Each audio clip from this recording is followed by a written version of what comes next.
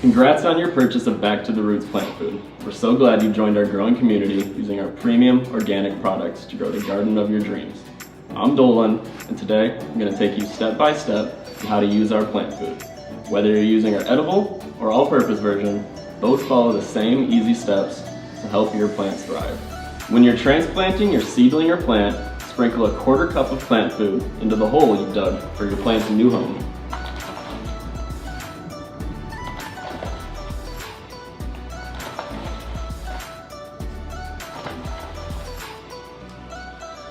Then plant and water as normal. Be sure to wash your hands thoroughly after feeding your plant.